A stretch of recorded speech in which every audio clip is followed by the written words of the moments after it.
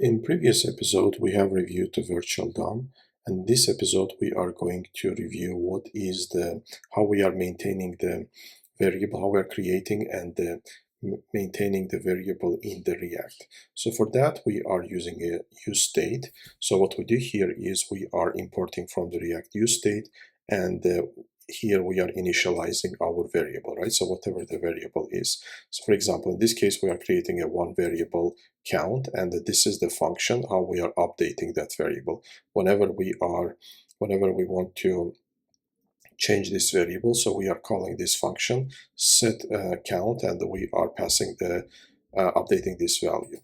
So and that's the how we are doing that in React. But let's also create one more variable, right? Let's call it normal count, just to prove the point that this will not work in the React.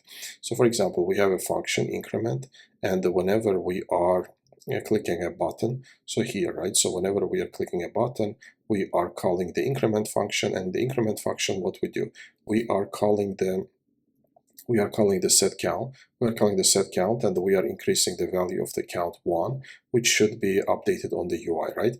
But also we are updating the value on normal count, right? And also here we are showing two values. We are showing the value of the count, and we are showing the value of the normal count.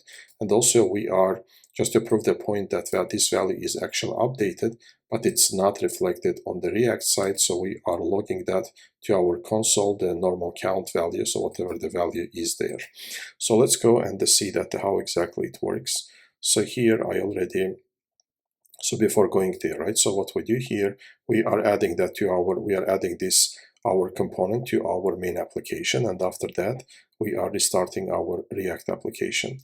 So let's go and see that on our UI, now we have the welcome, so we have hello, and also we have this new component that we have added, right? State and the useState example. So here what we are doing, so when we are pressing on the increment, right, as you can see here, the current count from the state, it increases to 1. So what happens in this case, again, we have reviewed that in the previous episode, so we are creating a new virtual DOM. We are comparing with the old virtual DOM, and we are updating this value, right? But this one does not work. The normal count does not work because this is the out of the scope of the React, right? This is not how we are maintaining the state in the React. So as you can see here, this value in the console, so I'm printing that this value is actually increasing, but this value is not reflected on the UI because this is not part of the update, and this is not how we are maintaining the state on React.